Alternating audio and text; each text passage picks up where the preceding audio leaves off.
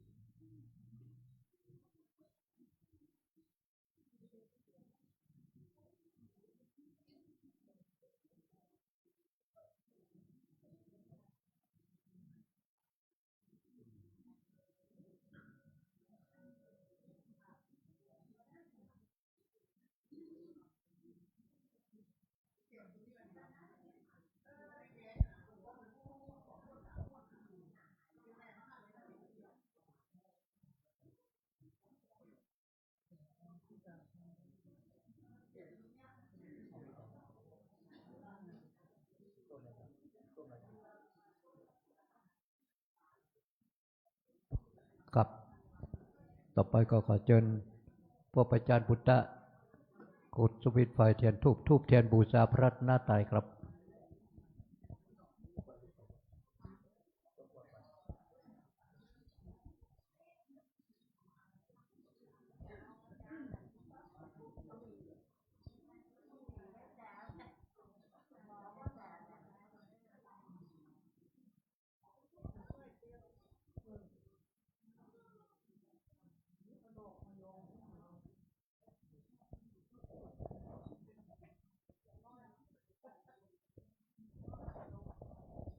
ครับทุกคนทุกท่านปนมมือครับด้วย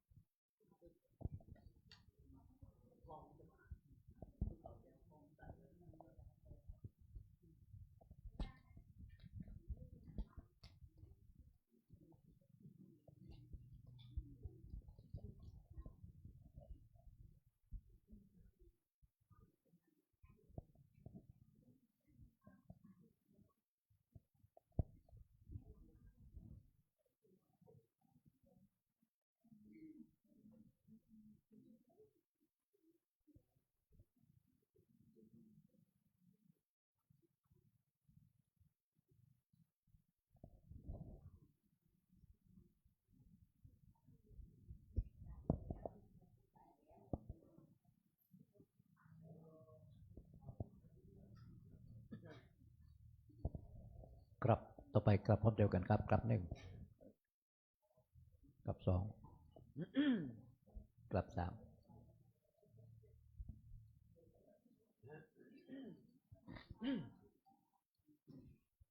พลโตเทวตาโยดุลเทวบุตรเทวดาเจ้าทั้งหลายมวลหมู่อันสาธิตอยู่คู่แดนเมืองอันรักษาอย่างแม่น้ำและฝ่ายเมืองอันเมฤทธิเลียงองค์อาจอันรักษาอย่างพระโพธาบาทพระธาตุเจดีย์และตังเก้าไม้สาลีมหาโพธิ์แต่เดิมมีว่าไวอานยู่จิมกลายนิลันเตพระหากตังว้ายเสือกหมาเมตังกลุ่มพันแลกลุ่มเพยืนแทบดาวตีตาวาลาโลกาจาเทวตาอันอยู่วิมันคงเขตดาวดันดอยตรงอากาศเวหาโหนภายแผ่เฮอเซิงบนตาจาโตโลกเต้าสี่องคารจอมเชิงเงาพระเอ็นตานบแนวนอมเจินตามภาษาขายปองแก้วพ่อเล็งโดเผ่ลดนักนำลมจุ่มโปไปตามตายต่างนางนัดทายแม่ทอละเนอันรักษาอย่างปาทาเวเพื่อนแผ่นกวางแห่มพระสุธาขออังเจิญต้านต่างหลายจุงมาภาตาอนุโมทนาโจมจื่นยาวถึงปูนตาแถมเต็มมันรีเทโทนสถานพระโคดมแฝงไฟเฝ้านิลันดรผู้ข้าขอหยอกรนบนิ้วตังวางเกลกับวันตาขออังเจิญต้านต่างหลายจงมาภาตาอนุโมทนาจิมมุลาสถาผู้ข้าต่างหลายที่ได้มาทำบนเฮอตาในที่ขากะละวันเนนานจงจักมีเสียงแต่เดเลโยสันเนเสโนวะละโพเทโมเลมัลลังสาเสนังมหันติงวิจัยโยสัมโพเทมาการเจงอนันตัญญาโนโยโลกุตตโมต่างปันนามามิพุทธังต่างปันนามามิธรรมังต่างปันนามามิสังฆังสาธุสาโทโอกาสะพันเตกาแต่พระแก้วเจ้าต่างสามพักกันและพระปัญจาราตานาพระแก้วเจ้าต่างหาจำพวกอันสถิตสำลานอยู่วัดวาอารามสถานตินเนเป็นต้นเป็นก้าวเป็นประธานแลสถิตสำลานอยู่ จันวาตาวาติงสาภากาโพมสวรรค์คัตเทวาโลกและอานสถิตสำลานโยเนื้อหนาจุมปูจู้ตี้จู้แห่งโจโตนจู้พระองค์วันนี้ก็หากเป็นวันเดดีที่อันวิเศษเหตุว่าเดือน5เหนือแรม8ค่ำก็ได้มาจูจอดลอดตึงถึงยาโมลาสัทธาผู้ข้าตั้งหลายจูหอจู้เหือนจู้พูดจู้คนจูใหญ่น้อยยิงใจก็จริงได้ปาการมาสนงคงควายตกแต่งแปลงพร้อมน้อมนำมาอย่างตุปะบุพาลาจาดวงดอกข้าวตอกดอกไม้ควายแจนและโอตานะพัตตาหานและน้ำสารตั้งหลายตามมวลผงนี้เปื้อว่าจักนำมา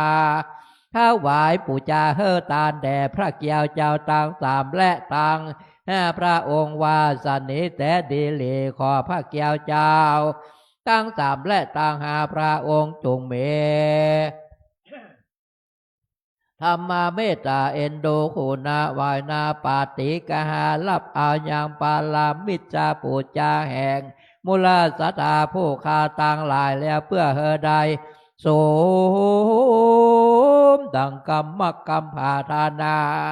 แห่งมูลาสัตตาผู้คาต่างหลายว่าสันนิเตดิลิบุญญาลายเสอานินามีมากเมื่อมูลาสดาผู้คาต่างหลายได้มาทำบนเฮตานายที่กากะละวันนี้ก็ขอเฮมาเป็นปัจจัยกรรมจูอุดหนุนอย่างมูลาสดาผู้คาต่างหลายเฮได้เอาตนตัวรอดโพ้นเสียอย่างอันตรายต่างหลายต่างๆนานาเป็นตนว่าเคาะปีเคาะเดือน ข้อวันข้อยามข้อเจ็บไข้ได้ผายญาติข้อโบโลกาต่างหลายต่างๆนานาเปียทิโลกาข้ออันใดที่ได้มาปรากฏบางเกิดตับกับตนตัวแห่โมลาสัทธาผู้คาต่างหลายแล้วก็ขอเฮอได้ลางับกับหายไปในทีคากะละวันเนก็อันใดที่ยังบ่ได้มาปรากฏบางเกิดกับตนตัวแห่งโมลาสัทธาผู้คาต่างหลายก็อย่าได้มาปรากฏบางเกิดแถมสังเยื่องแถมสักปาการแถมซ้ำปอสองตั้งแต่มาหุตาละยามนี้ไปนาขอเฮอโมลาสัทธาผู้คาต่างหลายจูงจำเลินไปด้วยอายุปีอายุเดือนอายุวันอายุยามอายุวันนะสุขปัลลาประกอบไปโดยจุกปีจุกเดือนจุกวันจุกยามไปใจขอเฮอได้เอาตนตัวตั้งไว้อยู่กำโจยังวันลาพุทธศาสนาขององค์พระสัมมาสัมพุทธเจ้าและองค์พระมหาจินนาถาตุเจ้าไปโจรเชียงเจละการยืนยาวนั่นนักนั้นจงจักมีเตียงแต่เดลีอีตังโนอากิตุปาบุภาลาจาตานังสาโทโอตานาภิกาตานังโอตกังตานังอาเพจาอาสาทาลานะสัพพโลกิญะโลกุตาละมะคาภาลานิปานาปัจจัยโยโหตุโนเนจัง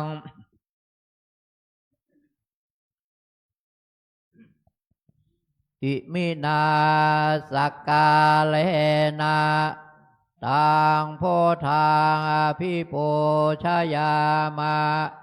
อิมินาสกกาเลนะตังธรรมังอภิปูชยามะอิมินาสกกาเลนะ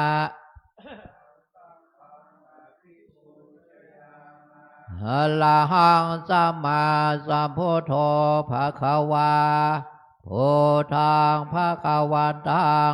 พิวาเทมิสวากขาโตภควตาธัมโมธัมมังนามัสสามิสุปฏิปันโนภควโตวากสังโฆสังฆังนะมามิหันธรรมยังพุทธัสสะภะคะวะโตบุพพะคานามะกะลังกะโลมะเสเอ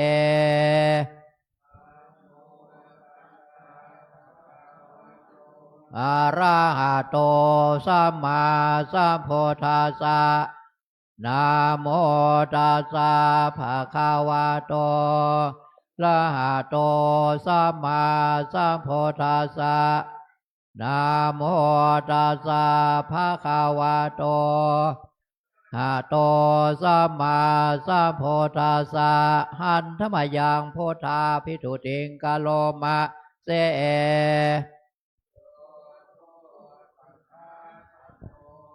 ระหังสัมมาสัมพุทโธปันโนสุขโตโลกเวโทอนุตตโลโปลิสัทธามาสาราเทสัตเทวมโนสนาโพโธภควาโยมาโลกังสะเทวกังมารากังสะพรามกังสัจจามานะพรามเนงปะชังเทวมโนชังสายังยาสัจจิกตวะปะเวเทเสโยธรรมังเทเสเสทิกันยานังมัชเชกัลยานัง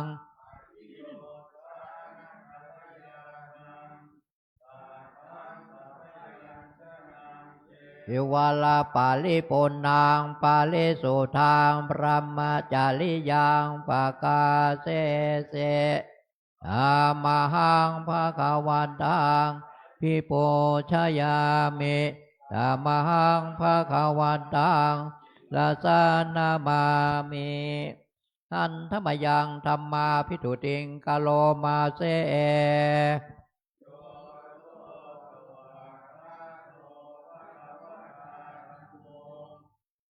เดทิโกอาคาเลโกโอปานายิโกปัจจตังเวทิตาโพเวนโยเอ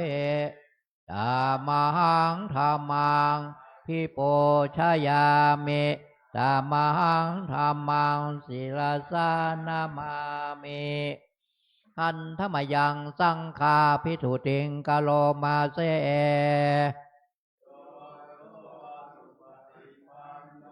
ภะคะวะโตสาวกสังโฆ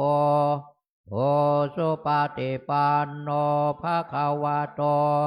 สาวกสังโฆเนยปฏิปันโนภะคะวะโตสาวกสังโฆภะวะโตสาวกสังโฆยะทิทางจัตตาเลโปเลสายุกาเนอาตาโปเลสาปุกลาเอสะภะคะวะโตสาวกสังโฆโอนายโยปาโอนายโยทักขินายโยชะเลกาลานิโยอนุตตะลังปุญญเขตังโลกาสาธรรมหังพังอภิปูชยามิศิลาสานามามินะโมตัสสะภะคะวะโตอะระหะโตสัมมาสัมพุทธัสสะโมตัสสะภะคะวะโตสัมพุทธัสสะนะโมตัสสะภะคะวะโตโตสัมมาสัมพุทธัสสะพุทธังสารนังกัสสามิธัมมังกัสสามิสุติยัมปิพุทธังสารนังกัสสามิทุติยัมปิสารนังกัสสามิทุติยัมปิสารนังกัสสามิตติยัมปิพุทธังสารนังรานังกัสสามิตติยัมปิสังฆังละนังกัสสามินะโมพุทธายะนะโมธัมมายะสังฆายะนะโมพุทธายะนะโมธัมมายะนะโมธัมมายะนะโมสังฆายะอัปปมาโนพุทโธอัปปมาโนธัมอัปปมาโนสังโฆ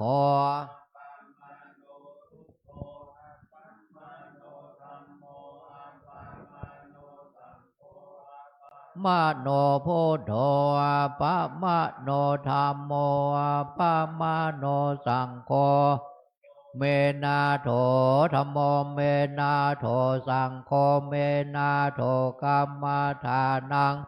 นาทังกัมมาทานาตายากาจาลิโยเมนาโถ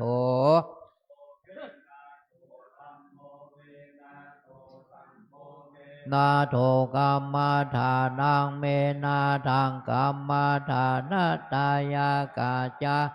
โยเมนาโถพุทโธเมนาโถธัมโม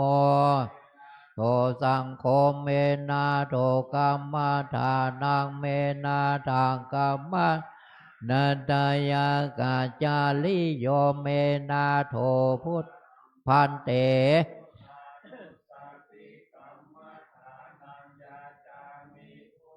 โนสาเดกามาทานังเทธาเมพันเตหาพันพุทธาโนสาเดกามาทานังยาจาเมโนชาเดกามาทานังเทธาเมพันเตพันเตพุทธโน พุทธานุสติกรรมฐานังเทธะเมพันเตอะหัมพันเตอุปจาระสัมมาทิงยาจาเมอะหัมพันเตปิเตจาระสัมมาทิงยาจาเมอะหัมพันเตอุปจาระสัมมาทิงจาเมอิเตเปโสภะคาวาละหังสัมมาสัมปันโนสุขโตโลกาวิโทอนุตตโลโปลิสาธรรมะละทิสัทธาเทวามานุสานังพุทโธวะเตสวะคาโตภะคาวาตาธัมโมทิโกอากาลิโกเอ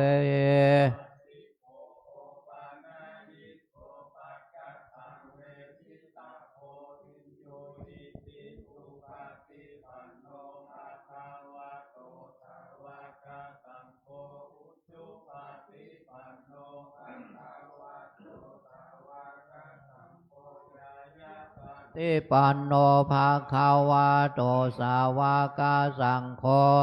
อิจิปาติปันโน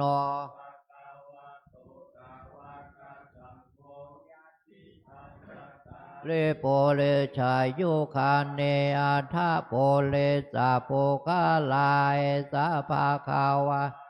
สาวกสังโฆนายโยปาหุนนายโยทักขินายโยอัญชะเล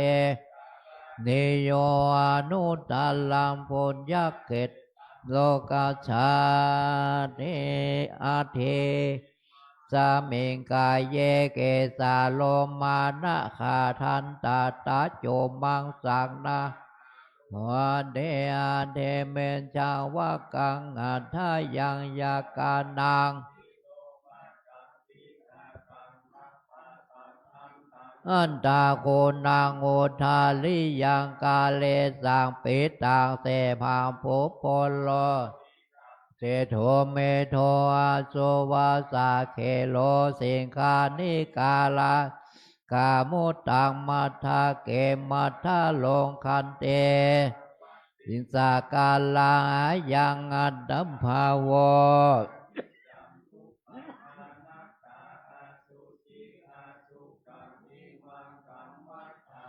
ปุณณภาโวเต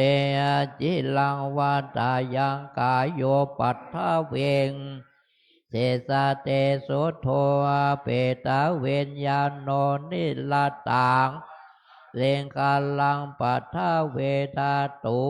โพธาโตเตโสธาโต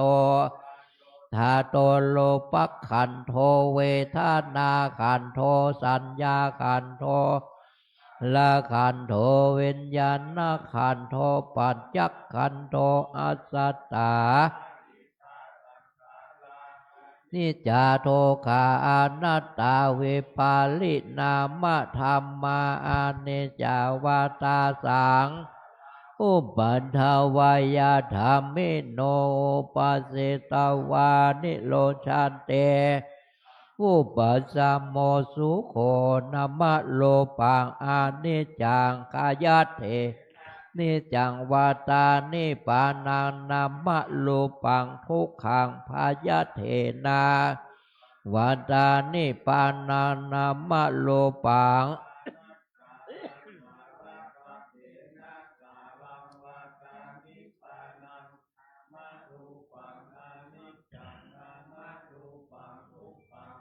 มาโลปังอนัตตานิจังวาตานิปานังสุขังวาตาสาลังวาตานิปานังนิปานังปาละมังสุขังสาธุตานะปาลาเมสัมปันโน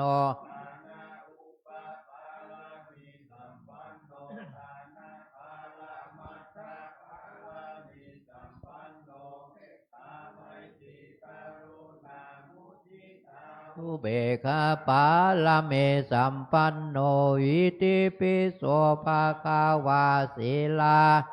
ละเมสัมปันโนศีลาอุปปาละเมสัมปันโนปาลามาทาปาละเมสัมปันโนเมตตาลุนนาโมทิตาอุเบกขาปาละเมสัมปันติปิโสภาคาวาเนคขมะปาละเมสัมปันโนเนคขมะอุปปาละเม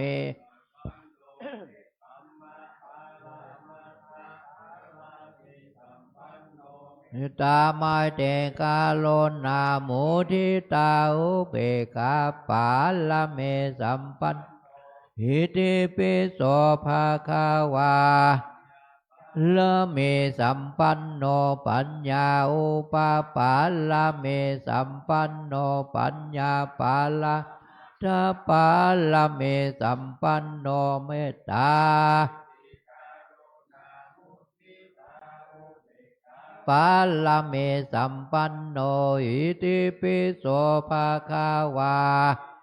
ยาปาลาเมสัมปันโนเวเลญาอุปปาลาเมสัมปันโน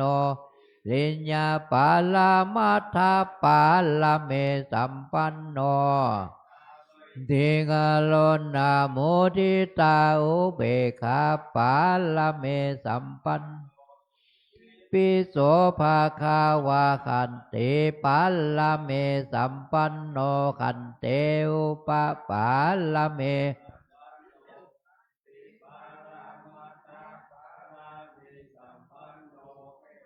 ไมเตการุณาโมทิตาอุเบกขาปาละเมสัมปันโน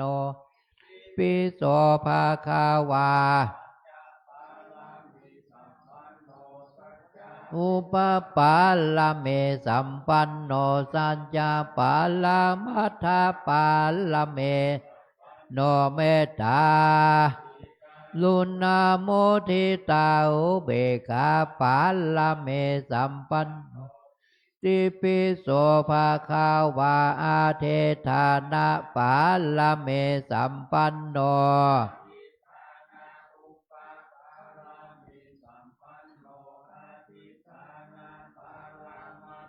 ปาลาเมสัมปันโนเมตตาไมเตกาโลนาโมทิตาอุเบกขาเมสัมปันโนอิติปิโสภาคาวาเมตตาปาลาเมเมตตาอุปปาลาเมสัมปันโนเมตตาปาลามาทาโลนาโมทิตาอุเบกขาปาละเมสัมปันโนปิโสภาคาวาอุเบกขาปาละเมสัมปันโนอุปปาละเมสัมปันโนอุเบกขา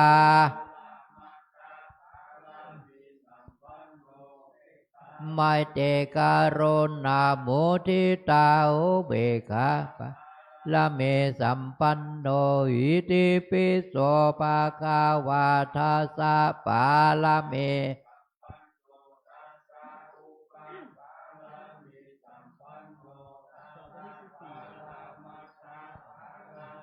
สัมปันโนเมตตา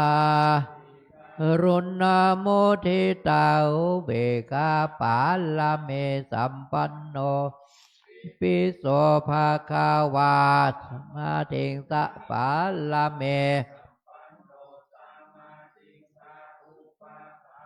เมสัมปันโนสัมมาเทสามาตาปาละเมสัมปันโนเมตตาลุนาโมทิตาอุเบกขาปาละเมสัมปันติปิโสภาคาวาพุทโธอนันตาเทโกโนอิติปิโสภะอิติปิ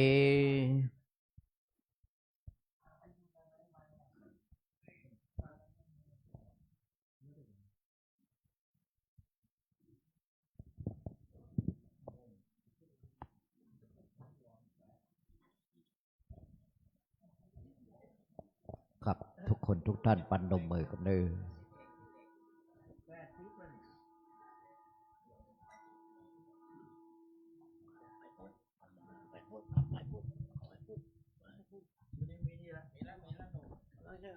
บอกป้ากันเมื่อ4 เดือนที่แล้วแหละ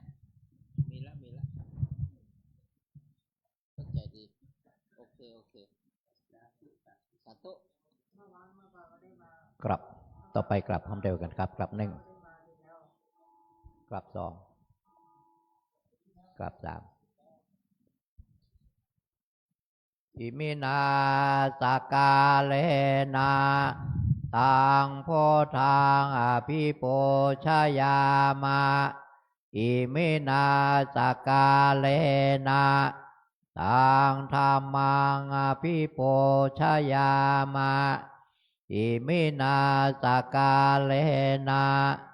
ตังสังฆังอภิปูชยามะอะระหังสัมมาสัมพุทโธภควาพุทธังภควันตังภิวาเทมิสวากขาโตภควตาธัมโมธัมมังนามัสสามิสุปฏิปันโนภควโตโฆ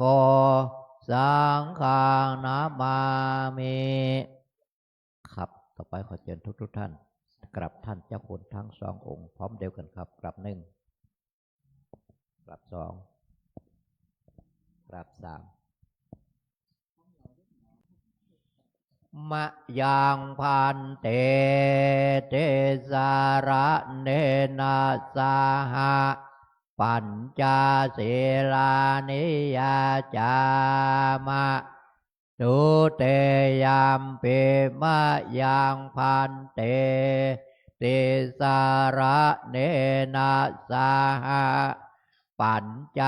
ศีลานิยาจามะตะเตยัมปิมะยังพันเต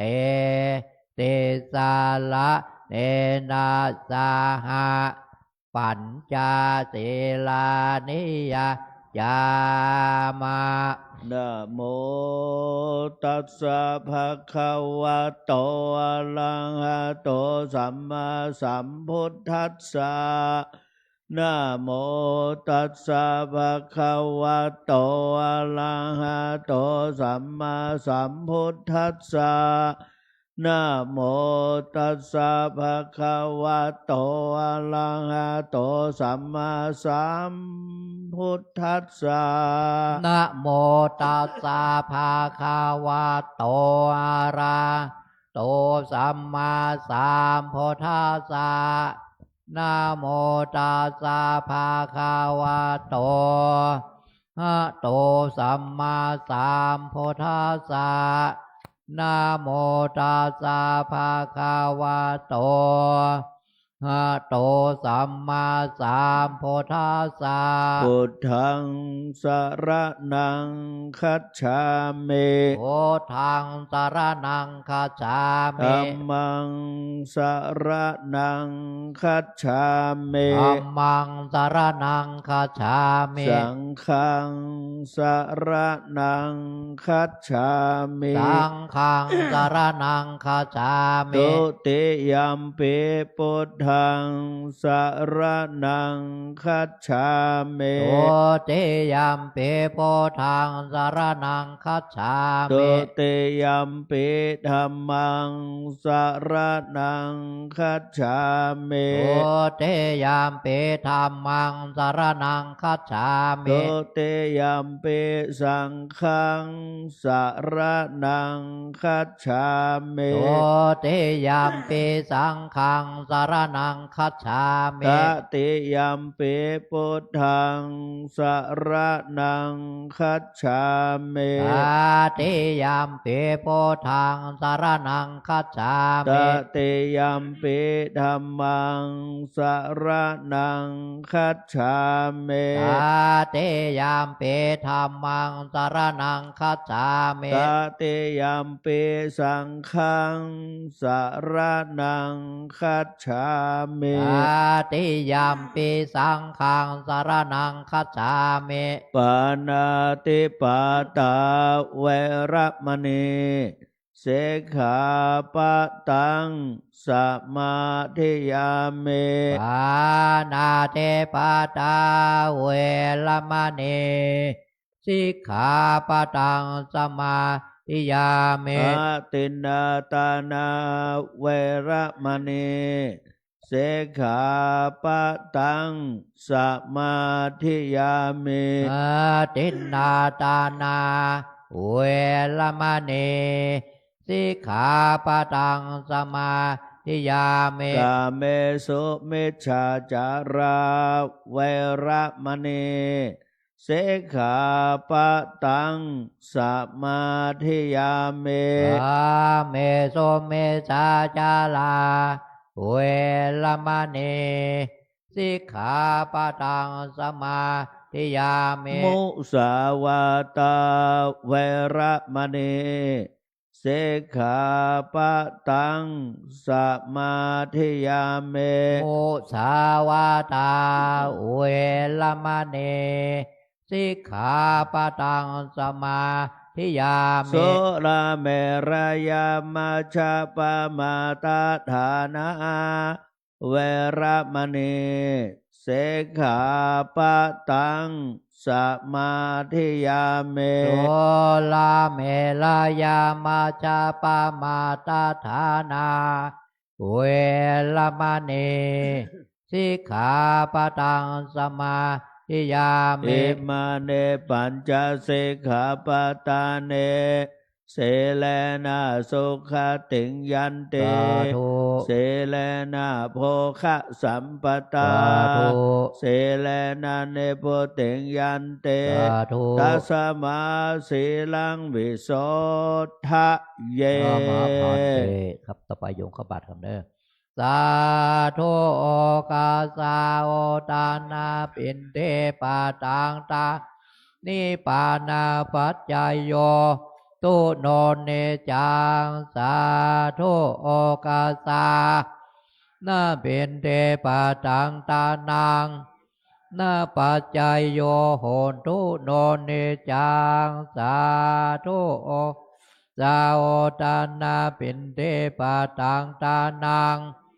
นาปัจจายโยโหตุโนนิจัง วันนี้ก็จะได้ขออาราธนาท่านพระมหามงคลประเรียนธรรม6 ประโยคผู้ช่วยเจ้าวาดพระรามหลวงจะได้แสดงพระธรรมเทศนาในท่านชื่อมงคลเทศมงคล38 ประการจบไปแล้ว จากนั้นก็วันนั้นเทศเรื่องอย่างนี้โพชฌงค์แถมจบไปแถมวันนี้มงว่าจะเทศอย่างนะท่านเทศมีสาระจี้แจงแจกแจงได้เป็นที่ไพเราะและเข้าใจนะวันนี้ท่านก็จะได้แสดงพระธรรมเทศนาให้หมู่เฮาทั้งหลาย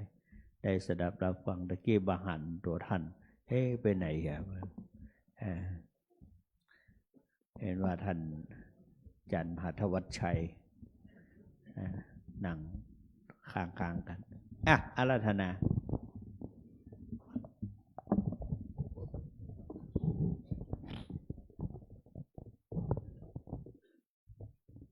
พระมาจาโลกาธิปเทสหพาเทกัดอัญชาเลอันทิวลังอัญญาจาธาสันติธาสตาปรัชกาสาติกาเฮเสตุธรรมังอนุกัมปิมังปะชัง นะโม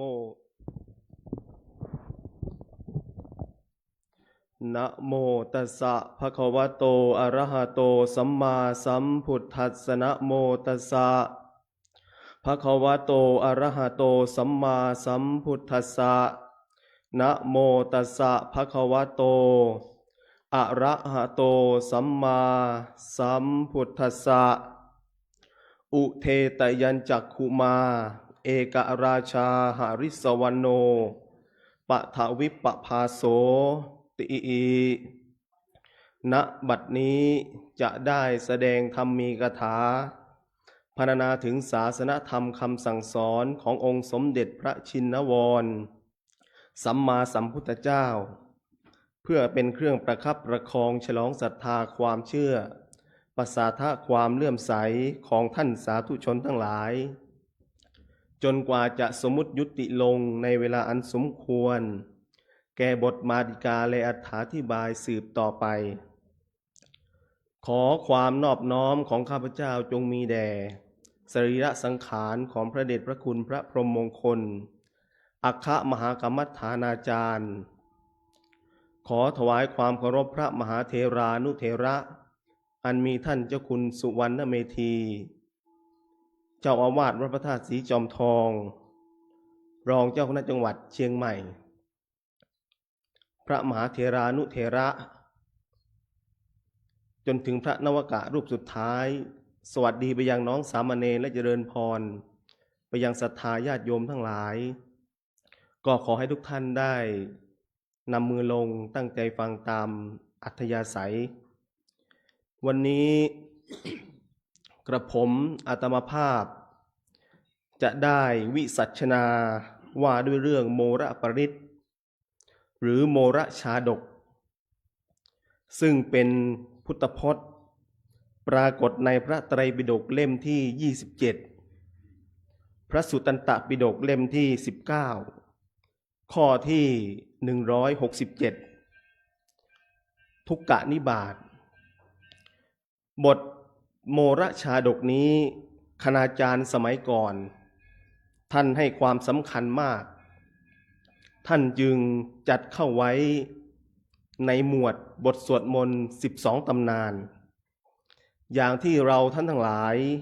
ได้ฟังในปัจจุบันโดยบทโมระชาดกนั้นเป็นบทที่มีแต่คาถาล้วนการที่จะอ่านให้เข้าใจถึงความเป็นมานั้นทำได้ยากต้องอาศัยเครื่องมือช่วยเครื่องมือที่ช่วยนั้นเรียกว่าอรรถคถาอรรถคถาของโมระชาดกนั้นมีอยู่2ชื่อด้วยกันชื่อแรกชื่อเดิมเรียกว่าปรมัตถโชติกาอีกชื่อหนึ่งเป็นชื่อตรงตัวเรียกว่าชาตะกัตถกถาโดยในอรรถกถาท่านได้อธิบายความเป็นมาของบทโมระชาดกไว้ดังนี้ว่าสมัยหนึ่งช่วงที่องค์สมเด็จพระสัมมาสัมพุทธเจ้าประทับอยู่ที่วัดเชตวันก็มีภิกษุทั้งหลายได้นำเอาภิกษุรูปหนึ่งเข้าไปเฝ้าและก็กราบทูลองค์สมเด็จพระสัมมาสัมพุทธเจ้าถึงเหตุที่ตนพาภิกษุรูปนั้นมาว่าภิกษุรูปนั้นได้กระสันอยากที่จะศึกขาลาเพศไปองค์สมเด็จพระสัมมาสัมพุทธเจ้าพอได้สดับคำที่ภิกษุทั้งหลายกราบทูลก็หันพระพักตร์ไปตรัสถามภิกษุรูปนั้นว่าที่ภิกษุเขาว่าเธอกระสันนั้นจริงหรือภิกษุรูปนั้นก็กราบทูลว่าจริงพระพุทธเจ้าตรัสถามต่ออีกว่าที่กระสันเนี่ยเพราะเห็นอะไรภิกษุรูปนั้นก็ตอบว่าเพราะไปเห็นมาตุคามที่แต่งตัวงดงามตนเองนี่ก็เลยอยากที่จะศึกขาลาเพศไปองค์สมเด็จพระสัมมาสัมพุทธเจ้าครั้นได้สดับดังนั้นก็ตรัสว่าดูก่อนภิกษุขึ้นชื่อว่ามาตุคามทำไมจะไม่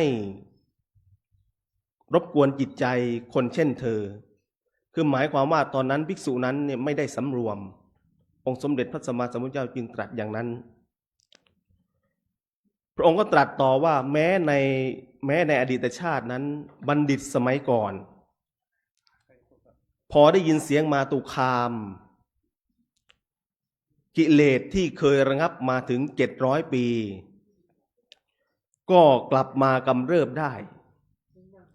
สัตว์ทั้งหลายที่บริสุทธิ์ยังเศร้ามองได้ แม้แต่สัตว์ผู้เปี่ยมด้วยยศศักดิ์ยังถึงความพินาศได้ ไม่ต้องพูดถึงสัตว์ที่ไม่บริสุทธิ์ พอองค์สมเด็จพระสัมมาสัมพุทธเจ้าตรัสดังนั้น พระองค์ก็ทรงเล่าเรื่องในโมรชาดกให้ภิกษุรูปนั้นได้ฟัง โดยมีใจความว่าในอดีตการเนิ่นนานมามีพระราชาพระนามว่าพรหมทัตครองราชสมบัติอยู่ในกรุงพาราณสี สมัยนั้นพระโพธิสัตว์ได้เกิดเป็นนกยูงอาศัยอยู่ในป่าเรียกว่าป่าชายแดนของกรุงพาราณสีนั่นแหละ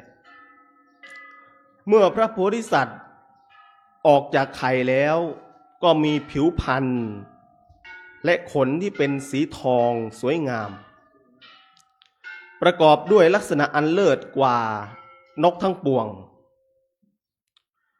เมื่อเติบโตเจริญวัยขึ้นก็ได้เป็นเจ้าแห่งนกยูงทั้งปวงวันหนึ่งพญานกยูงทองเนี่ยได้บินไปดื่มน้ำที่สระแห่งหนึ่งแล้วก็มองเห็นเงาของตนว่าตนเองนี่สวยอร่ามสวยเหลือเกินแล้วก็ทำให้ตนเองคิดว่าถ้าตนเองนั้นอยู่กับหมู่กับคณะต่อไปก็จะทำให้นำภัยมาสู่ตนเองและหมู่คณะได้เห็นทีควรที่จะหลีกหนีออกจากหมู่คณะไปให้ไกลๆพอคิดได้ดังนั้นแล้วนกยูงทองนี่ก็บินบ่ายหน้าไปยังหิมวันตะประเทศไม่ช้าก็ถึงภูเขาลูกหนึ่งชื่อว่าทันดกะหิรันแล้วพระโพธิสัตว์นกยูงทองนี่ก็เข้าไปอาศัยภูเขานั้นอยู่ซึ่งมีถ้ำอยู่ท่านก็เข้าไปอาศัยอยู่ทีนี้พอรุ่งเช้าพอใกล้รุ่งเช้าใกล้พระอาทิตย์ขึ้นพระโพธิสัตว์นี่ก็จะออกมาจากถ้ำแล้วก็ขึ้นไปยืนบนยอดเขาด้วยความที่ท่านอาจจะทำให้ตนเองปลอดภัยท่านก็บ่ายหน้าไปทางทิศตะวันออกแล้วก็แต่งมนต์บาลีท่านเรียกว่าพรหมมันตังก็คือมนต์อันประเสริฐขึ้นมาบทหนึ่งแล้วก็สวดบ่ายหน้าไปทางทิศตะวันออกแล้วก็สวดเพื่อป้องกันภัยในเวลากลางวันว่าอุเทตยัญจักขุมาเอกราชาหริสวรรณโนปัทถวิปภาโสแปลว่าพระอาทิตย์ดวงนี้ซึ่งเป็นดวงตาของโลกเป็นเจ้าแห่งแสงสว่างอย่างเอกอุสาดแสงสีทองอารามส่องสว่างทั่วผืนปฐพีกำลังขึ้นอยู่ตังนะมัสสามิหริสวรรณังปัทถวิปภาสังข้าพเจ้าขอนอบน้อมพระอาทิตย์ดวงนั้นที่กำลังสาดแสงสีทองอารามส่องสว่างเหนือผืนปฐพีตยัชชะคุตตาท่านคุ้มครองข้าพเจ้าแล้วในวันนี้วิหะเรมุทิวสังข้าพเจ้าจะปลอดภัยตลอดทั้งวันเยพรามนาเวทคุสัพพธรรมเมพราหมณ์ทั้งหลายเหล่าใด เป็นผู้ถึงฝั่งในธรรมทั้งปวงแล้วเตเมนะโมขอความนอบน้อมของข้าพเจ้าจงมีแด่พราหมณ์เหล่านั้นเตจะมังปาละยันตุและขอให้พราหมณ์เหล่านั้นจงช่วยกันคุ้มครองรักษาข้าพเจ้าด้วยนะมัตถุพุทธานังขอความนอบน้อมจงมีแด่พระพุทธเจ้าทั้งหลายนะมัตถุโพธิยาและขอความนอบน้อมจงมีแด่โพธิญาณก็คือคุณธรรมที่ทำให้บรรลุพระพุทธเจ้านะโมวิมุตตานังขอความนอบน้อมจงมีแด่ท่านผู้หลุดพ้นแล้วทั้งหลายก็คือพระอริยสาวกทั้งหลายทั้งปวงที่บรรลุตามนะโมวิมุตติยาและขอความนอบน้อมจงมีแด่วิมุตติธรรมของท่านที่บรรลุแล้วทั้งหลายอิมังโสปริตังกัตตวาโมโรจรติเอสนาพญานกยูงทองครั้นได้สาธยายพระบริตรดังนี้แล้วก็ออกเที่ยวหาอาหารกินพญานกยูงทองพอเที่ยวหาอาหารกินตลอดทั้งวันแล้วตกเย็นก็บินกลับมาที่ยอดเขาแล้วก็หันหน้าไปทางทิศตะวันตกจ้องมองพระอาทิตย์ที่กำลังจะอัสดงรับขอบฟ้าไปพร้อมกับแต่งมนต์อันประเสริฐขึ้นมาอีกบทหนึ่งเพื่อที่จะป้องกันภัยในตอนกลางคืนว่าอเปตยัญจักขุมาเอกราชาหริสวรรณโนปัทวิปภาโสเป็นต้นแปลความว่าพระอาทิตย์ดวงนี้เป็นดวงตาของโลกเป็นเจ้าแห่งแสงสว่างสาดแสงสีทองอารามส่องสว่างเหนือผืนปฐพีกำลังอัสดงอยู่ข้าพเจ้าขอนอบน้อมพระอาทิตย์ดวงนั้นที่สาดแสงสีทองส่องสว่างเหนือผืนปฐพีท่านคุ้มครองข้าพเจ้าแล้วในคืนนี้ข้าพเจ้าจะปลอดภัยตลอดทั้งคืนพราหมณ์ทั้งหลายเหล่าใดเป็นผู้ถึงฝั่งในธรรมทั้งปวงแล้วข้าพเจ้าขอนอบน้อม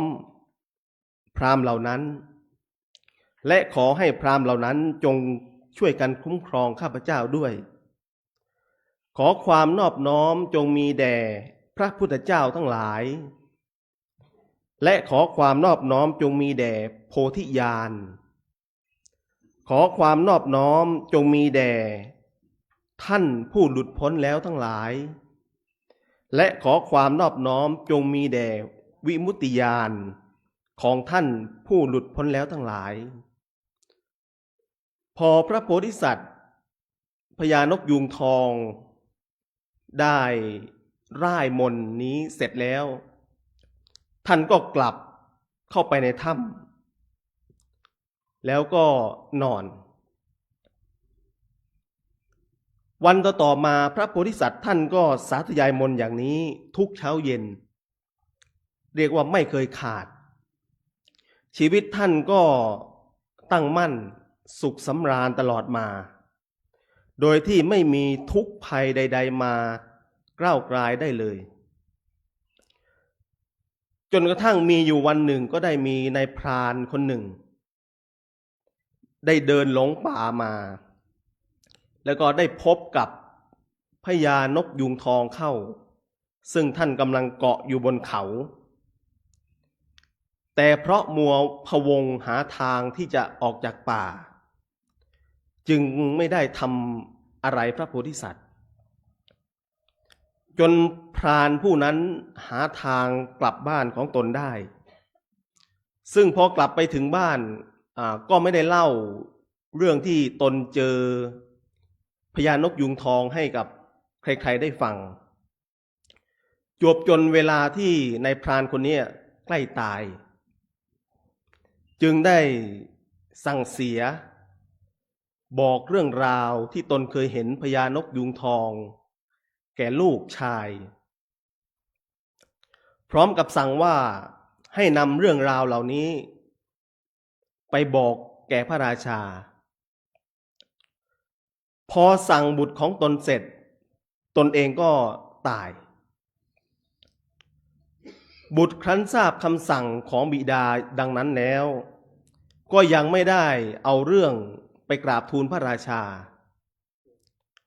จบจนเวลาผ่านไปได้หลายสิบปีคืนหนึ่งพระนางเขมาเทวีซึ่งเป็นพระมเหสีของพระเจ้าพรหมทัตทรงบรรทมแล้วก็ทรงฝันเห็นพญานกยูงทองว่าได้มาแสดงธรรมให้ตนฟังซึ่งธรรมที่แสดงนั้นก็ไพเราะจับใจพอตื่นบรรทมพระนางก็อยากที่จะฟังธรรมจากพญานกยูงทองจริงๆจึงกราบทูลเรื่องความฝันนั้นให้พระราชาได้ทราบและด้วยความรักในพระเทวีพระราชาครั้นได้สดับดังนั้นก็รับสั่งถามอมาตย์ทั้งหลายในเช้าวันนั้นอมาตย์ทั้งหลายก็เสนอว่าเรื่องพวกนี้นี่ต้องถามพราหมณ์ต้องถามนายพรานพระราชาก็สั่งให้ประชุมพราหมณ์ทั้งหมดในเมืองพาราณสีนั้นแล้วก็ตรัสถามถึงเรื่องราวของพญานกยูงทองว่ามีอยู่จริงหรือเปล่าในบรรดาพรานเหล่านั้นก็มีลูกของนายพรานที่เคยเห็นพญานกยูงทองอยู่ด้วยลูกของนายพรานก็กราบทูลว่าพญานกยูงทองนั้นมีอยู่จริงอาศัยอยู่ที่ทันดกะบรรพตพระราชาครั้นได้สดับก็ทรงปีติยินดีจึงแต่งตั้งให้ลูกชายของพรานคนนี้เป็นคนไปจับพญานกยูงทองมาแต่เน้นย้ำนักหนาว่าให้จับเป็นเท่านั้นลูกนายพรานพอได้โอกาสก็ขึ้นไปยังทันดกะบรรพตเพื่อจะจับพญานกยูงทองแต่ไม่ว่าลูกของนายพรานคนนี้จะทำอย่างไรจะดักด้วยบ่วงหรือด้วยข่ายก็ไม่สามารถจะจับพญานกยูงทองได้จนเวลาผ่านไป7 ปีลูกนายพรานก็ได้ตายลงณที่นั้นนั่นเองพระนางเขมาเทวีครั้นได้ทราบข่าวก็รู้ว่าตนเองนี่ไม่มีโอกาสที่จะได้ฟังธรรมจากพญานกยูงทองแล้วก็ทรงตรอมพระทัยตายในวันนั้นนั่นเองฝ่ายพระราชาพอทราบว่าพระเทวีตายหรือสวรรคตก็โทษว่าเป็นความผิดของพญานกยูงทองด้วยความคับแค้นแน่นในพระหฤทัยจึงได้นำเรียกว่าแผ่นทองคำมาจารเป็นพระราชสารโดยมีใจความว่าในหิมวตประเทศมีภูเขาอยู่ลูกหนึ่งชื่อว่าทันดกะนกยูงสีทองตัวหนึ่งอาศัยอยู่ณที่นั้นผู้ใดได้กินเนื้อของมันผู้นั้นจะไม่แก่ไม่ตายพอพระราชาจารเสร็จก็เก็บแผ่นทองคำไว้ในหีบทองคำวันเวลาล่วงเลยไปเนิ่นนานจนพระราชาพรหมทัตเสด็จสวรรคต ระราชาองค์อื่นๆที่ขึ้นมาครองราชย์ต่อมาพอได้อ่านข้อความบนแผ่นทองคำก็อยากที่จะไม่แก่ไม่ตายบ้างจึงได้ส่งพรานของตนไปให้เสาะแสวงหาวิธีที่จะจับพญานกยูงทองพรานเหล่านั้นไปถึงที่ทันตกะบรรพตแล้วก็ได้ใช้วิธีจับพญานกยูงทองอยู่หลายวิธีแต่ก็ไม่มีใครสามารถที่จะจับพญานกยูงทองได้จนนายพรานเหล่านั้นตายลงไปในที่นั้นนั่นเองในอรรถกถาท่านพรรณนาว่าการจับพญานกยูงทองโดยลักษณะนี้ดำเนินไปนานถึง690 กว่าปีพระราชาเสด็จสวรรคตไปถึง6 ชั่วพระองค์เรียกว่าตายไปถึง6 พระองค์ซึ่งก็ไม่มีใครสามารถที่จะจับพญานกยูงทองได้จวบจนเข้าปีที่700ซึ่งเป็นรัชสมัยของพระราชาองค์ที่7พระราชาองค์ที่7พระองค์ก็ได้ทรงอ่านพระราชสารที่พระราชาได้เขียนไว้เหมือนกันท่านก็จึงส่งนายพรานไปเหมือนกันแต่นายพรานของท่านเป็นคนที่ฉลาดเป็นคนที่ช่างสังเกตช่วงแรกนายพรานก็เอากับดักมีบ่วงเป็นต้นนี้ไปดักพญานกยูงทองแต่พอพญานกยูงทองเหยียบโดนกับดักเหล่านั้นกับดักเหล่านั้นก็ไม่สามารถที่จะทำงานแล้วพันธนาการขาของพระโพธิสัตว์ได้แต่มาช่วงหลังนายพรานก็เริ่มสังเกตพฤติกรรมของพญานกยูงว่าถ้าช่วงเช้าเวลาเท่านี้พญานกยูงทองจะบินขึ้นไปบนยอดเขาแล้วก็จะหันหน้าไปทางทิศตะวันออกมองดวงอาทิตย์ที่กำลังขึ้นแล้วจะร่ายมนต์พอร่ายมนต์เสร็จจึงจะบินออกไปหาอาหารพอตกมาช่วงเย็นเวลาเท่านี้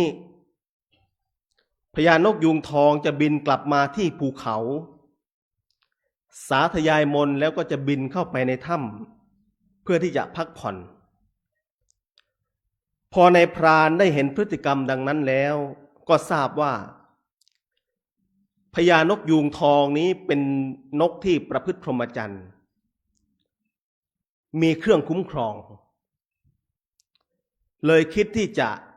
ขจัดเครื่องคุ้มครองของพญานกยูงทองนายพรานจึงได้เดินทางออกจากป่าแล้วก็กลับไปสู่ลำเนาบ้านเดิมของตนแล้วก็ออกไปดักนกยูงเพศเมียที่มีลักษณะดีในป่าใกล้บ้านได้มาตัวหนึ่งก็ทำการฝึกหัดให้นางนกนั้นรู้จักอานัตสัญญาเช่นว่าถ้านายพรานดีดนิ้วมือนางนกก็จะต้องร้องถ้าปรบมือนางนกก็จะต้องฟ้อนรำพอนายพรานฝึกจนมั่นใจว่านางนกยูงทองชำนิชำนาญดีแล้วนายพรานก็ได้ไปที่ทันตกะบรรพตที่พญานกยูงทองอาศัยอยู่แล้วก็ทำการวางบ่วงดักซุ่มไว้แล้วเอานางนกยูงวางไว้หลังบ่วงพอได้จังหวะก่อนที่พญานกยูงทองจะได้สาธยายมนต์นายพรานก็ได้ดีดนิ้วมือปรบมือพอดีดนิ้วมือปรบมือนางนกยูงทองก็เริ่มที่จะ ร้องเป็นสำเนียงที่ไพเราะแล้วก็เริ่มฟ้อนรำอย่างสวยงามพอนางนกยูงทองร้องเสียงดังจนทำให้เสียงไปถึงนกยูงทองโพธิสัตว์เพียงเท่านั้นกิเลสกามที่ระงับมาได้หลายร้อยปีก็กำเริบฟุ้งซ่านขึ้นเสียงของนางนกยูงนั้นทำให้พญานกยูงทองโพธิสัตว์มีจิตกระสันเร่าร้อนไปด้วยราคะไม่สามารถที่จะสาธยายมนต์สำหรับป้องกันตนได้พญานกยูงทองโพธิสัตว์จึงได้บินออกจากคูหาแล้วโผบินไปสู่ที่นางนกยูงส่งเสียงร้องอยู่ในทันทีในขณะที่พญานกยูงทองมัวแต่สนใจรูปโฉมและเสียงของนางนกยูงเท้านี่ก็พลันไปเหยียบกับที่ในพรานได้ดักไว้บ่วงใดๆที่ไม่เคยร้อยรัดพระโพธิสัตว์เลยตลอด700 ปีบัดนี้ได้โดนบ่วงทั้ง200รัดสิ้นอิสรภาพเสียแล้วบ่วงทั้งสองนั้นก็คือบ่วงกามและบ่วงบาทบ่วงบาทก็คือบ่วงที่ทำด้วยเชือกเอาไว้คล้องนายพรานพอจับพญานกยูงทองได้ก็ไม่ได้ฆ่าทีเดียว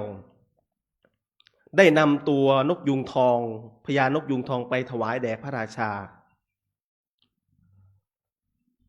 พญานกยูงทองพอได้พบพระราชาก็ทูลถามว่าเหตุใดพระองค์จึงสั่งให้นายพรานไปจับข้าพเจ้ามาพระราชาก็ตรัสว่าเขาว่ากันว่าผู้ใดได้กินเนื้อนกยูงทองเช่นเจ้าผู้นั้นจะไม่แก่ไม่ตายเราจึงอยากที่จะไม่แก่ไม่ตายบ้างพญานกยูงทองพอได้ฟังก็ทูลว่าคนที่ได้กินเนื้อของข้าพเจ้าจะไม่แก่ไม่ตายแต่ข้าพเจ้าจะต้องตายใช่หรือไม่พระราชาก็ตรัสตอบว่าใช่เจ้าต้องตายพญานกยูงทองก็ได้ทูลถามต่อไปอีกว่าถ้าข้าพเจ้ายังต้องตายแล้วคนที่กินข้าพเจ้าเข้าไปจะไม่ตายเป็นไปได้อย่างไรพระราชาพอได้สดับก็คิดอยู่ครู่หนึ่งดำริอยู่ครู่หนึ่งก็ตรัสตอบว่าที่เขาเชื่อกันมาอย่างนี้เพราะเจ้ามีขนสีทองอร่ามสวยงามพญานกยูงทองพอได้ยินดังนั้นก็ทูลว่าที่ข้าพเจ้าเกิดมามีขนสีทองนั้นมันมีที่มาคือเมื่อก่อนข้าพเจ้าเคยเป็นพระเจ้าจักรพรรดิในนครนี้นั่นแหละก็คือเคยเกิดเป็นพระเจ้าจักรพรรดิในกรุงพาราณสีนี้ก่อนหน้าของพระราชาพระองค์นี้หลายร้อยปีแล้วก็ได้รักษาศีล5อย่างเคร่งครัดตลอดชีวิตครั้นตายก็ได้ไปเกิดในภพดาวดึงส์และเพราะกรรมชั่วอื่นที่เคยได้กระทำไว้เมื่อตายจากภพดาวดึงส์จึงลงมาเกิดเป็นนกแต่ด้วยเดชของศีลที่เคยรักษามาก็ทำให้ตนนั้นมีขนเป็นสีทองพระราชาพอได้สดับก็ไม่ทรงเชื่อพญานกยูงทองจึงทูลว่าถ้าพระองค์ไม่เชื่อก็ให้ไปดูที่สระโบกรณีมงคลของพระองค์ ตอนข้าพเจ้าเป็นพระเจ้าจักรพรรดิเคยทำราชรถตกลงไปในสระนั้นคันหนึ่ง พระราชาก็เลยสั่งให้ข้าราชบริพารไปวิทน้ำในสระออก แล้วก็ขุดหาดู สุดท้ายก็เจอราชรถนั้นจริงๆพระองค์จึงทรงเชื่อท้ายที่สุดพญานกยูงทองจึงได้แสดงธรรมให้พระราชาได้สดับแล้วก็สั่งสอนให้พระราชาได้รักษาศีลห้าตลอดชีวิตส่วนพระโพธิสัตว์ก็ถูกปล่อยให้กลับไปยังภูเขาทันตกะเช่นเดิมพระพุทธองค์ครั้นทรงแสดงเรื่องนี้จบภิกษุผู้กษัตริย์รูปที่อยากจะศึกนั้นก็ได้บรรลุเป็นพระอรหันต์แล้วพระองค์ก็ได้สรุปชาดกในตอนท้ายว่าพระราชาองค์ที่7ในตอนนั้นก็คือพระอานนท์ในตอนนี้ส่วนพญานกยูงทองก็คือพระพุทธเจ้าพระองค์เองและนี่ก็คือเรื่องราวความเป็นมาของบทสวดโมระปริตที่พระสงฆ์ไทยนิยมสวดให้โยมท่านทั้งหลายได้ฟัง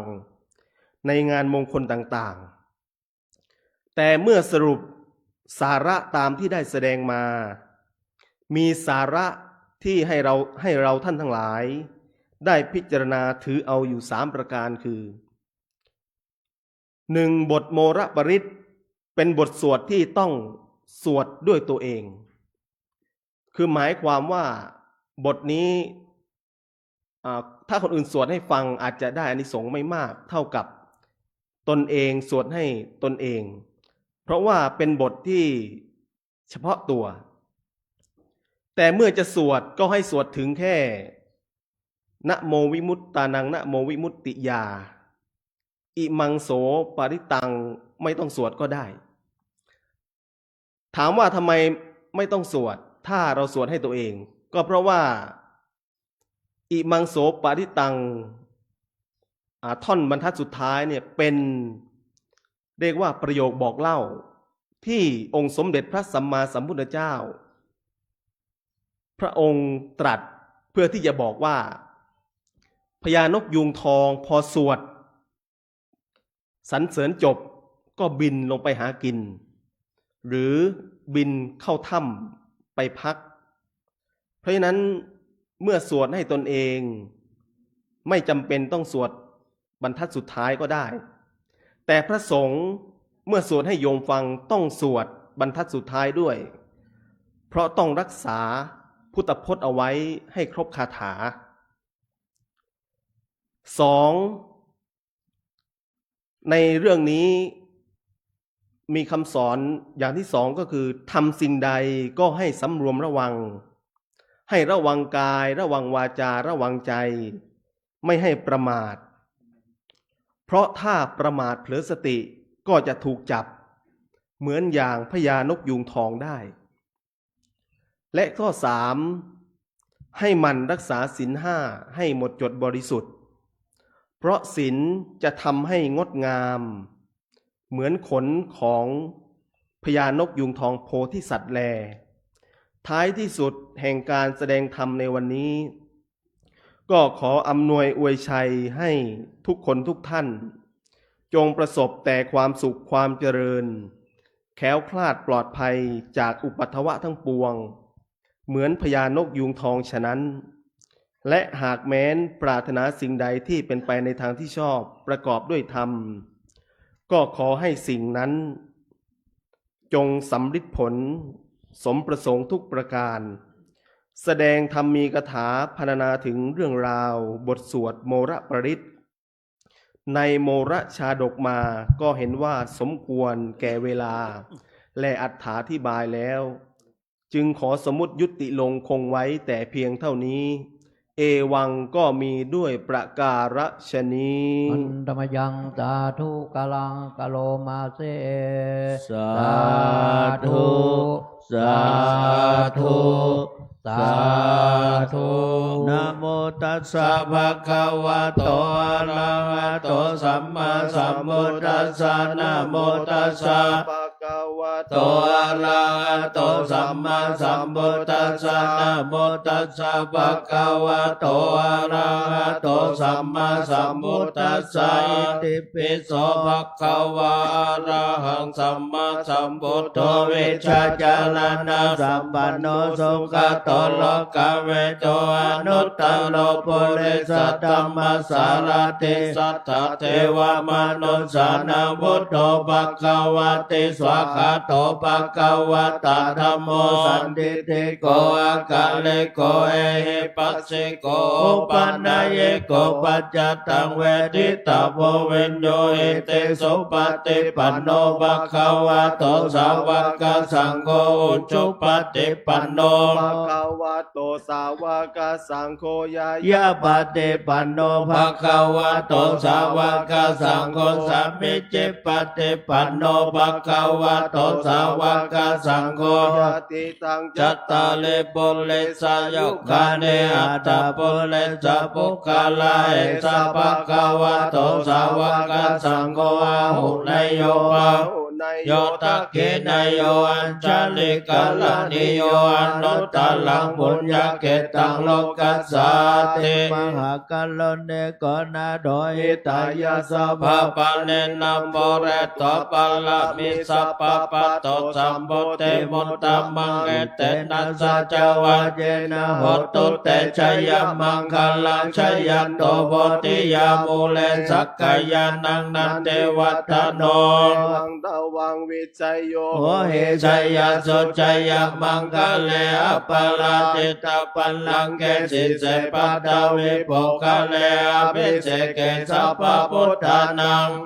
ปัตโต ปะโมดาเตสุนักขตังสุมังคลังสุปปะตังสุโหเตตังสุขันโนสุโม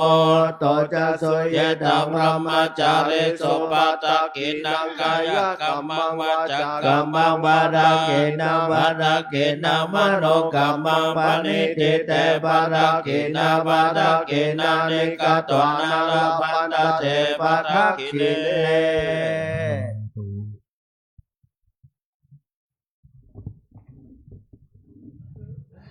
จัดโยมประเคนไทยธรรมบูชากันเทศน์พระธรรมเทศนาวันแรม8 ค่ำแฮม8 ค่ำวันนี้ศีลหน้าก็เดือนคู่ดับขี้ดับคู่วันศีลหน้าก็เดือน5 ดับปีนี้อธิกรรมาส12 เตื้อ82 หน3 มีนาคมที่ถึงนี้มัน6 เป่ง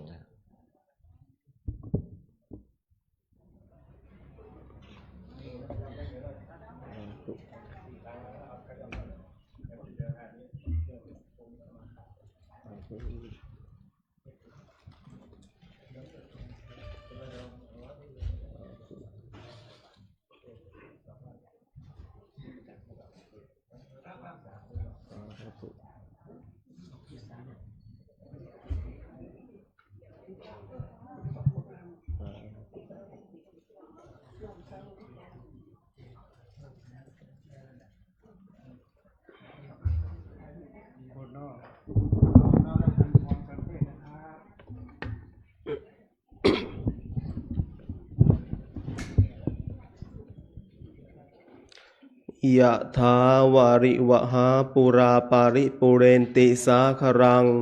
เอวะเมวะอิโตทินังเบตานังอุปกปปติอิจิตังปัฏฐิตังตุมหังคิปะเมวะสมิจฉตุสัพเพปุเรนตุสังกปาจันโทปนรโสยะถามะนิโชติรโสยะถาสัพพิติโยวิวัชชันตุสัพพะโรโควินัสสตุมาเตภวัตวันตรายโยสุขีทีคายุโกภวะอภิวาทนสิริสะนิจจังวุธาปัจจายโนจัตตารโอธรรมาวัฏทันติอายุวันโนสุขังภะลัง สาธุสาธุสาธุ ครับคณะสัตยาทั้งหลายช่วยกันยกกันเข้าและกระปาดมาถวายท่านพระคุณเจ้าคำเด้อ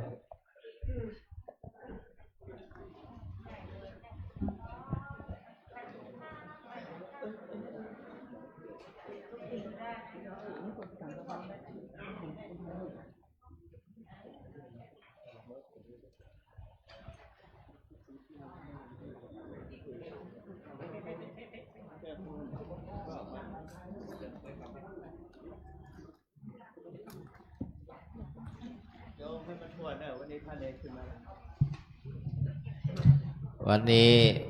ครูบาอันพระน้อยปิกจักอบรมมาเพื่อจะสอบบาลีวันที่12วันพุธวันหือ12 13 14วันนี้เอาถาดไปถวายพระน้อยครบอันนี้นอสมณะหรอ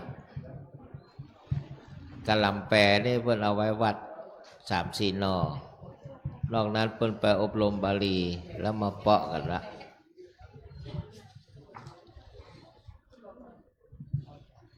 เห็นตัวลง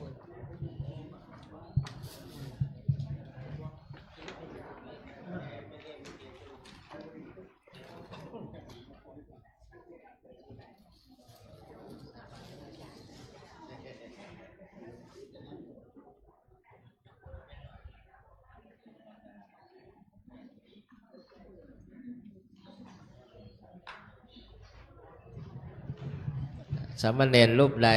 รูปไหนยังไม่ได้ถาดยกมือขึ้นนะครับ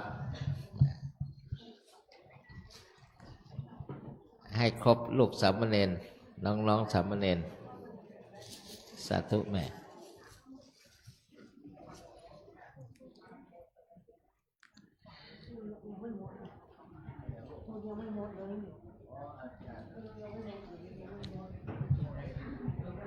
วัดพระธาตุง่อมมาหลายวันละ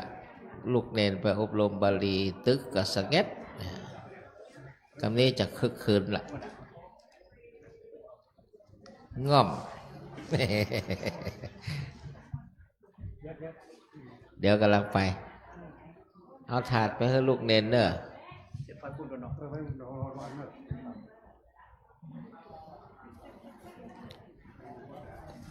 ถาดขาดกี่รูปครับ3กะอ่ะป้อประธานมานี่เอาถาดเจ้าคุณออดนี่ไปให้ลูกเนนมันขาด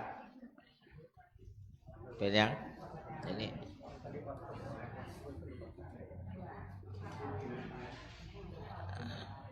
เอาไปถวายลูกเนนเอาถาดนั้นมา1 ถาดเอาไปถวายลูกเนนพ่อสอนเอาถาดท่านไป1 ถาดเอาไปให้ถวายลูกเนนถาดนั่นน่ะเดี๋ยว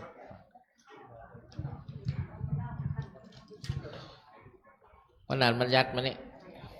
เอานี่มา1 ถาดนี่เราละตัวลุงเอานี่เอาปุ้น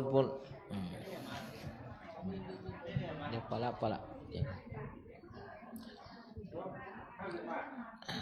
เอาพ่อสมปองเอามาตั้งตรงนี้เพราะนั้นมันยัดมาเพ่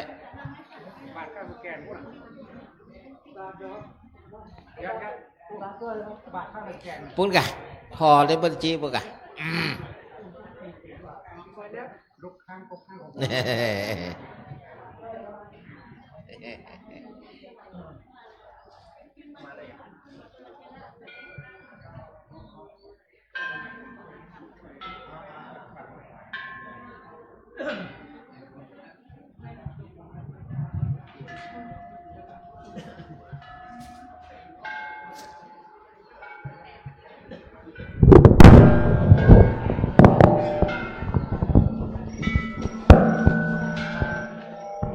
ศรัทธาเขานะครับ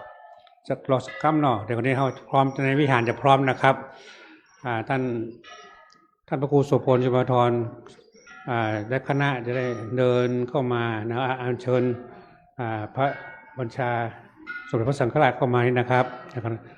พอทางเขาแป่งทางแล้วก็ถ้าขณะที่เดินทางเขาพนมมือเนาะท่านพระสงฆ์ฉะนั้นจะเจริญชัยมงคลคาถานะครับเราจะเดินบริการตามขั้นตอนแป๊บเดียวนะครับเหมือนครับ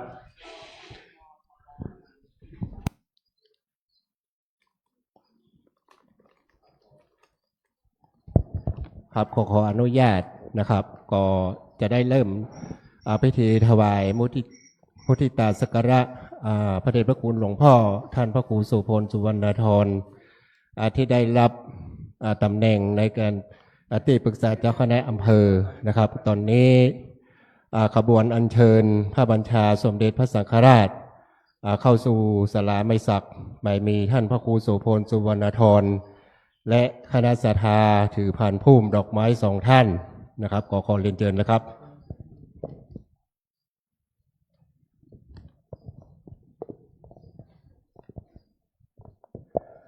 ถ้าพร้อมนะครับขอกราบอาราธนานิมนต์นะครับท่านพระครูและคณะศรัทธาที่ร่วมขบวนอัญเชิญพระบัญชาสมเด็จพระสังฆราชที่ได้มอบตำแหน่งที่ปรึกษาเจ้าคณะอำเภอจอมทองนะครับก็ขบวนก็จะเข้าสู่ศาลาไม้สักหมายมีท่านพระครูโสพลสุวรรณธรผู้ช่วยเจ้าวาดพระรามหลวงวัดพระธาตุศรีจอมทองวรวิหารและคณะศรัทธาสาธุชนที่ร่วมขบวนเดินทางมานะครับหลังจากนั้นแล้วพระสงฆ์ก็จะได้พระสงฆ์ทรงสมณศักดิ์จะได้ชัยมงคลคาถานะครับหลังจากนั้นแล้วท่านพระครูโสพลสุวรรณธรก็จะได้ถวายตัวโพธิยาโมและสักยานังนันเทวตโนเอวังตวังเวชโยโอหิชยาสุชยมักกะเลอัปปลาจิตปันลังเกเสเสปัตเวโปกะเลอเปเสเกสัพพะโพธานังอาคาปัตโตปโมดติสนาคาตาสุมังกลาสุปปาตังสุโมเดตังสุขันโนสุโมโหตจัสสยะทัพพระมจาเลสุปทาเกนังกายกรรมังวาจากรรมังปทาเกนะปทาเกนังมโนกรรมังปเนเตเตปทาเกนะ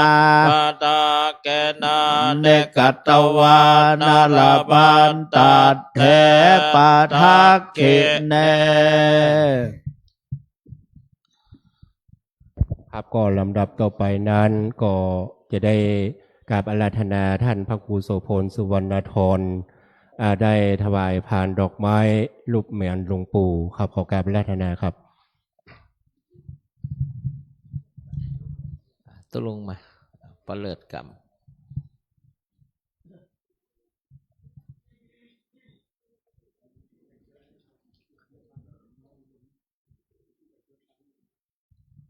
พ่อสอนไม่ไหนพ่อสอน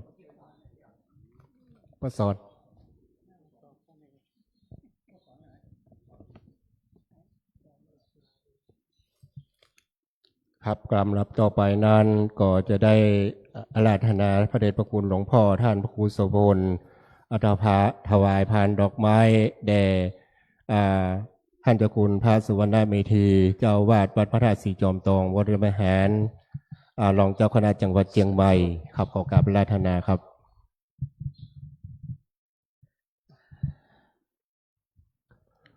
ครับก็ลำดับต่อไปนั้นก็จะได้เรียนเชิญคุณพ่อกิจจาชัยอาจประธานคณะกรรมการวัดพระธาตุศรีจอมทองวรวิหารได้อ่านพระบัญชาของสมเด็จพระสังฆราชครับขอเรียนเชิญครับ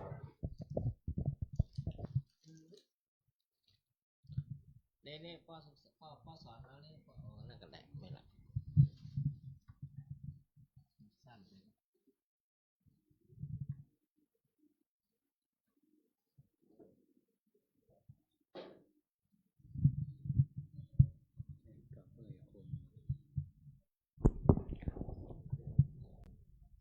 แต่งตั้งที่ปรึกษาเจ้าคณะอำเภอที่ 57/2568 อาศัยอำนาจตามความในข้อ 3 แห่งกฎมหาเถรสมาคมฉบับที่ 28 วงเล็บ พ.ศ. 2546 แก้ไขเพิ่มเติมกฎมหาเถรสมาคมฉบับที่ 24 วงเล็บ พ.ศ. 2541 ว่าด้วยการแต่งตั้งถอดถอนพระสังฆาธิการออกตามความในพระราชบัญญัติคณะสงฆ์ พ.ศ. 2505 แก้ไขเพิ่มเติมโดยพระราชบัญญัติคณะสงฆ์วงเล็บฉบับที่ 2 พ.ศ. 2535 และตามมติมหาเถรสมาคมในการประชุมครั้งที่ 26/2568 เมื่อวันที่ 10 ตุลาคม 2568 จึงแต่งตั้งให้พระครูโสพล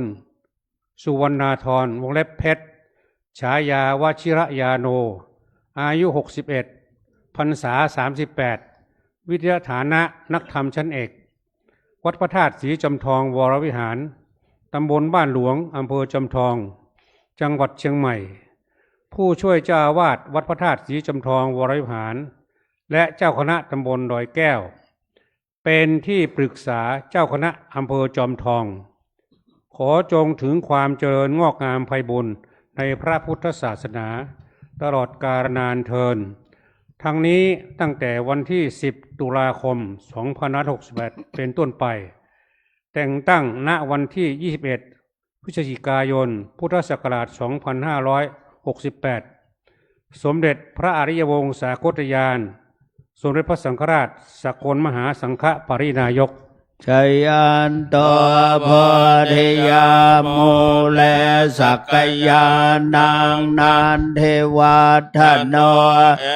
วัตวาเวชโยโอหิชยาจุชยมังคะเลอปลาเจตปาลังเกสิเสปะทาเวปกคะเลอภิเสเกสัพพะปนานังอาคาปัตโตปโม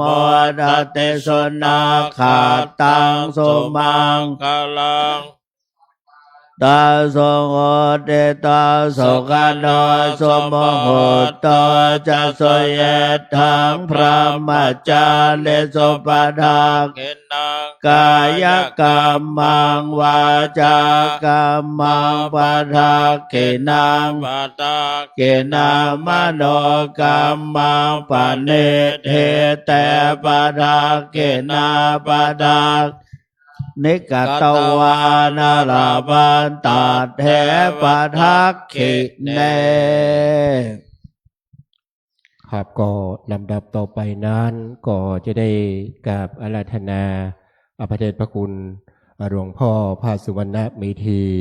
เจ้าวาดวัดพระธาตุศรีจอมทองวรวิหารรองเจ้าคณะจังหวัดเชียงใหม่ได้กล่าวสัมโมทนิยกถาครับขอกราบอาราธนานิมนต์ครับผมขอแสดงความนับถือท่านเจ้าคุณ พระศรีศิลปาจารย์ที่ปรึกษาเจ้าคณะภาค7ท่านเจ้าคุณนมราเวทีผู้ช่วยเจ้าอาวาสวัดพระธาตุศรีจอมทองวรวิหารท่านพระครูโสพลสุวรรณธรที่ปรึกษาเจ้าคณะอำเภอจอมทองและผู้ช่วยเจ้าอาวาสพระอารามหลวงที่นับถือ พระภิกษุสงฆ์ทั้งหลายเจริญพรญาติโยมทุกท่านท่านพระครูโสพลสุวรรณธรได้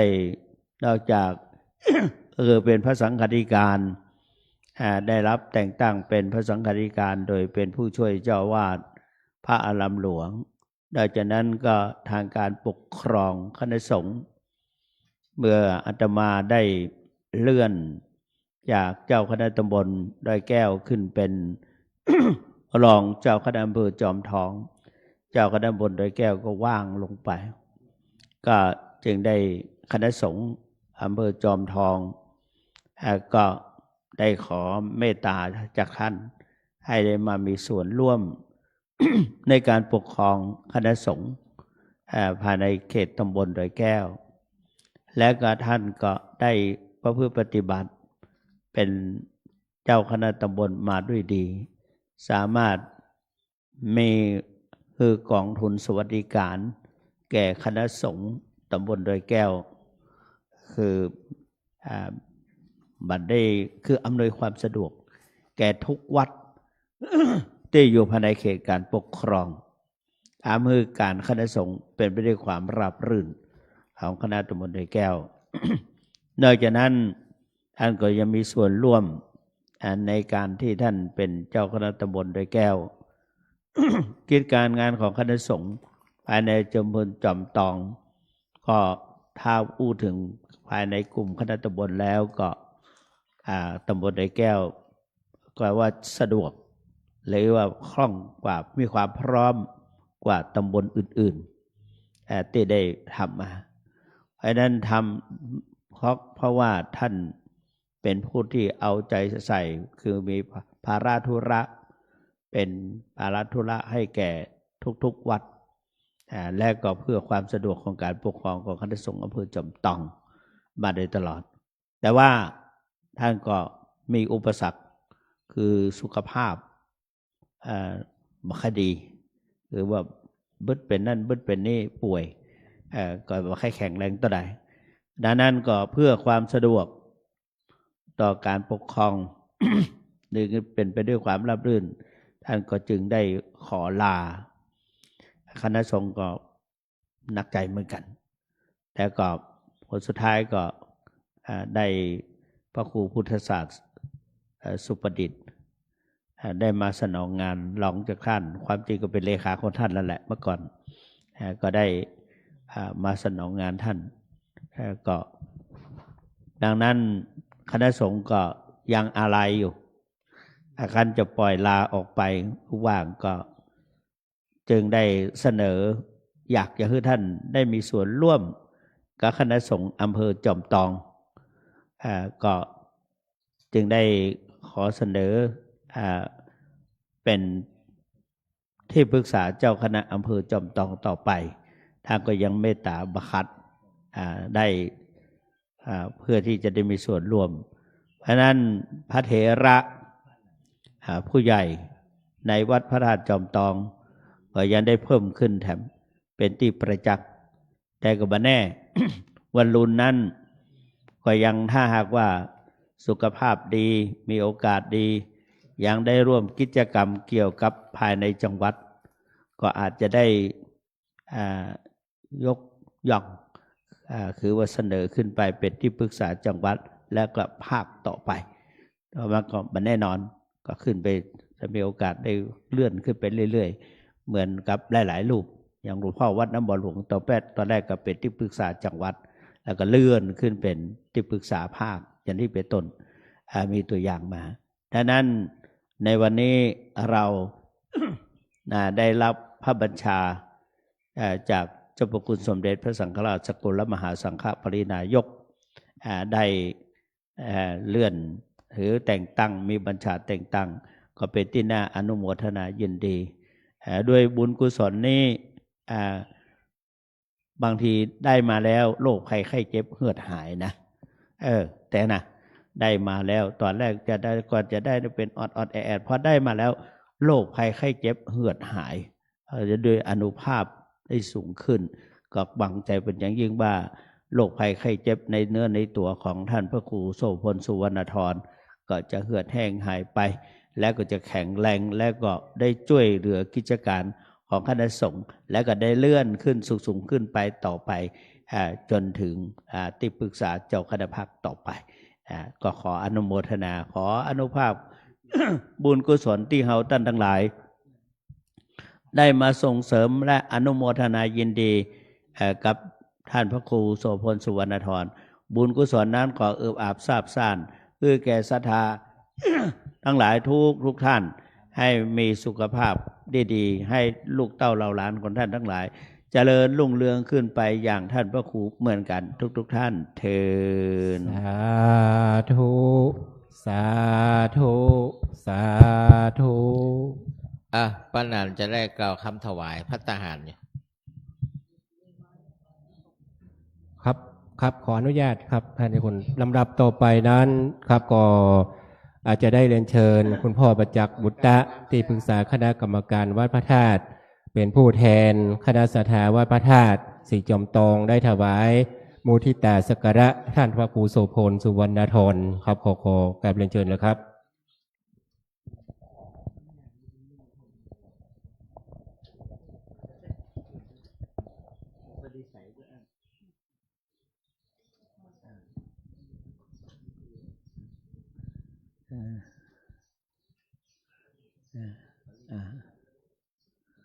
อากำอัน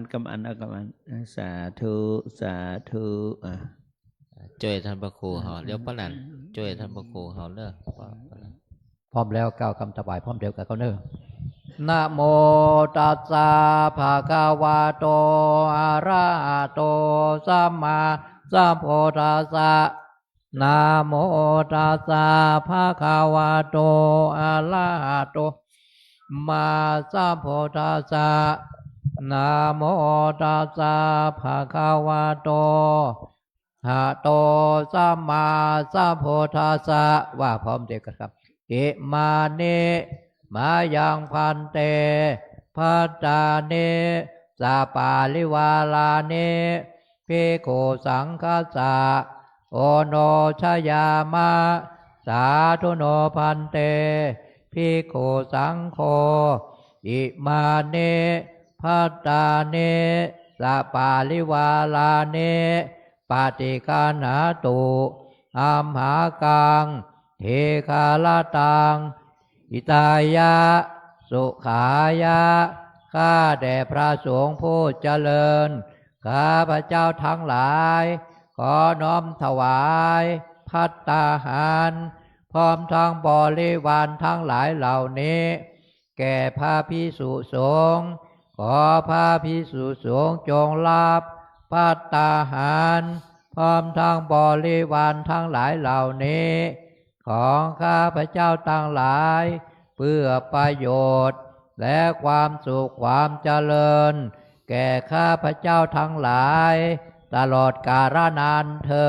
ญ สาธุ ยักเคพันเตสังโฆปฏิชาลาตุขอพระสงฆ์ทั้งปวงจงรับทราบบัดนี้ได้มีทายกทายิกาผู้มีจิตศรัทธาน้อมนำมาถวายซึ่งภัตตาหารมาเป็นสังฆทานแด่พระภิกษุสงฆ์ในอาวาสนี้อันว่าสังฆทานนี้สมเด็จพระพุทธองค์ทรงมีพระบรมพุทธานุญาตให้แจกกันตามบรรดาที่มาถึงฉะนั้นพระสงฆ์ทั้งปวงจะเห็นสมควรหรือไม่เห็นสมควรขอถ้าหากเห็นว่าไม่เป็นการสมควรละไซก็ขอจงโปรดทักท้วงขึ้นในท่ามกลางระหว่างสงฆ์อย่าได้เกรงใจหากเห็นว่าเป็นการสมควรแล้วขอจงเป็นผู้นิ่งอยู่บัดนี้พระสงฆ์ทั้งปวงนิ่งอยู่ข้าพเจ้ารู้ได้ว่าเป็นการอันสมควรแล้วจะขอสมมุติตนเป็นผู้แจกของสงฆ์ต่อไปณกาลบัดนี้นะโมตัสสะภะคะวะโตอะระหะโตสัมมาสัมพุทธัสสะนะโมตัสสะภะคะวะโตอะระหะโตสัมมาสัมพุทธัสสะนะโมตัสสะภะคะวะโตอะระหะโตสัมมาสัมพุทธัสสะอายังปฐมภาโคมหาเถรสะปาปุนาติส่วนที่หนึ่งย่อมถึงแก่พระมหาเถระผู้อยู่เหนือข้าพเจ้าอวเสสาภาคาอัมหากังปาปุนันติส่วนที่เหลือย่อมถึงแก่ข้าพเจ้าทั้งหลายคือเถระมัชชิมะตลอดจนนวกะรูปสุดท้ายตลอดจนบรรดาสามเณรทั้งหลายคฤหัสถ์ญาติโยมอุบาสกอุบาสิกาแม่ชีโยคีผู้ประพฤติวัดปฏิบัติธรรมทั้งหลายตลอดถึงดิรัจฉานทั้งหลายเตยถาสุขังปริพุนชันตุขอให้ท่านทั้งหลายเหล่านั้นจงบริโภคตามความสุขสบายเถิดสาธุ สังเคนารุจติสังเคนารุจติสังเคนารุจติ ยะถาวาริวะหาปุราปริปุเรนติสาคารังเอวะเมวะอิโตทินังเปตานังอุปกปปติอิชิตังปฏิตังตุมหังคิปะเมวะสัมมิชตุสัพเพปุเรนตุสังกปา จันโทปนรโสยะถามะนิโชติละโสยะถา สัพพิติโย เววัชันตุสัพพะโลกเวนัสสัตตมะเตภวัตตาลายโยสุเขเทกายโกภวะอภิวาทนาเสเลสเนจังวุธาปจายโนจัตตารโอธรรมาวัฏันเตอายุวันโนสุขังภาลังอัคคโตเวปัสสนานังอาคังธรรมังเบชานาตังอาแคพุทเทปัสสนานันทักขินายเยอนุตตะเลอาแคธรรมเมปัสสนานังวิราโคปัสสะเมสุเขอาแคสังเขปัสสนานาปุญญาเขเตอนุตตะเลอากัสสะเมทานนังทัดดาตังอาคามปุญญาปวัตเตอาคังอายุจวันโนจยโสเกเตสุขังปะลังอาคัสสะธาตาเมธาเวอาคาธรรมสัมมาหิตโตเทวโพตมโนสวาอาคาปัตโตปโมทเตอายุวัฏโกตันวัฏโกเสเลวัฏโกยะสวัฏโกปลวัฏโกวันนวัฏโกสุขวัฏโกโหตุสัพพทาทุกขโลกพยาเวราโสกาตโจปัตตวาอเนกาอันตรายาเปเวนัสสัตตุจเตชัสสะสยเสเตทานังลาภังโสเตภกยาสุขังพลาเสเลอายุจวันโนจะโภคังบุตเทจยัสสวาสัตวาสาจะอายุจะเจวเสเทภวันตุเตภวัตตุสัพพมังคลังรักขันตุสัพพเทวตาสัพพพุทธานุภาเวนัสธาโสติภวันตุเตภวัตตุสัพพมังคลังรักขันตุสัพพเทวตาสัพพธรรมานุภานาสดาโสเตภวันตุเตภวตุสัพพมังคลังรักขันตุสัพพเทวตาสัพพสังฆานุภาเวนัสตาโสติภาวันตุเต พยังสาธุกลังกะโลมาเสสาธุสาธุ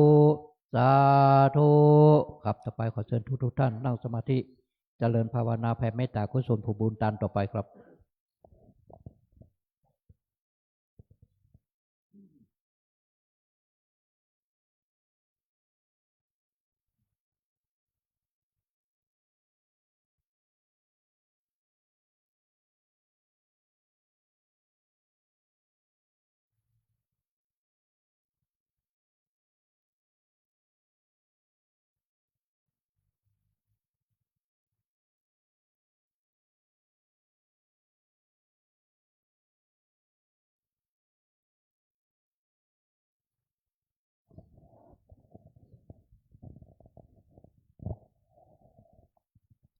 ควรจะเป็นไร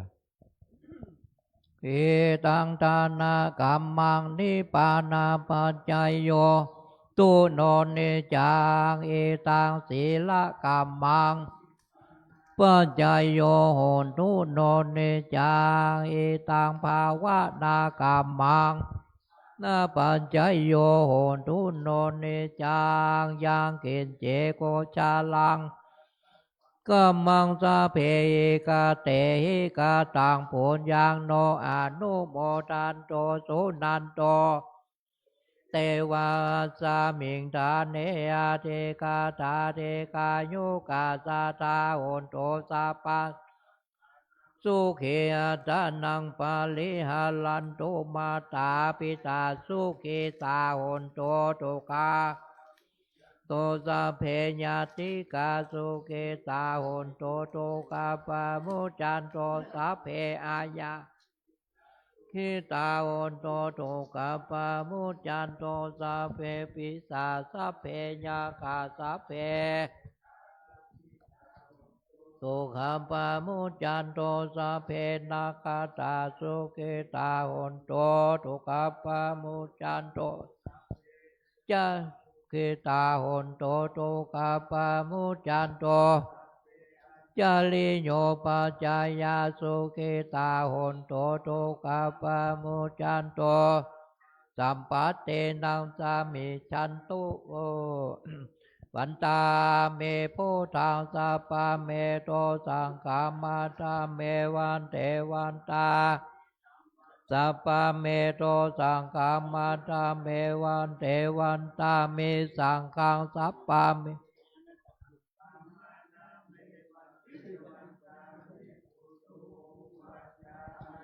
ลิเยสัพพะเมโตสังฆามาตาเมวันเทวันตาเมมัทธานาสัพพะเมโตสังฆามาตาเม